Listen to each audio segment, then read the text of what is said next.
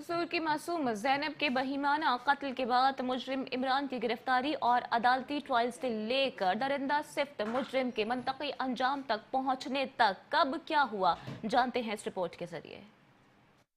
4 जनवरी 2018 में पंजाब के जिला कसूर से अगवा की जाने वाली 7 साल बच्ची जैनब को ज्यादती के बाद कत्ल कर दिया गया था, जिसकी लाश 9 जनवरी को एक कचरा कुंडी से मिली। जैनब के कत्ल के बाद कसूर समेत मुल्क भर में पुरतशद्दुद मुजाहरे फूट पड़े। इन मुजाहरों में पुलिस फायरिंग से 2 अफराद जहां बाग भी हुए। बाद अज़ां चीफ जस्टिस ऑफ पाकिस्तान ने वाकये का अखुद नोटिस लिया और पुलिस को जल्द अज जल्द कातिल की गिरफ्तारी का हुक्म दिया। 23 जनवरी को पुलिस ने जैनब समेत कसूर की 8 बच्चियों से ज्यादती और कत्ल में मुलविस मुलजिम इमरान को गिरफ्तार किया। 17 फरवरी को लाहौर की इंसदाद दहशतगर्दी की खुसूसी अदालत ने इंसदाद दहशतगर्दी एक्ट की दफा 7 के तहत 4 मरतबा सजाए मौत सुनाई, जबकि लाश को गंदगी के ढेर पर फेंकने पर 7 साल कैद और 7 लाख रुपए जुर्माने की सजा भी सुनाई थी, जिसे मुल्क की तारीख का तेज तरीन ट्रायल करार दिया गया था। इंसदाद दहशतगर्दी की खुसूसी अदालत ने जैनब समेत 8 बच्चों तहमीना, ईमान, फातिमा, आसमा, आयशा, आसिफ, लाइबा और नूर फातिमा के कत्ल केस में मुजरिम इमरान को मजमूई तौर पर 21 मरतबा सजाए मौत का हुक्म सुनाया। मुजरिम की जानिब से सजाओं के खिलाफ लाहौर हाईकोर्ट में अपील भी दायर की गई, तहम 20 मार्च को अदालत आलिया ने यह अपील खारिज कर दी थी। सुप्रीम कोर्ट ने भी सजा के खिलाफ अपील मुस्तरद की थी, जबकि सदर मुमलिकत की जानिब से भी रहम की अपील मुस्तरद कर दी गई थी।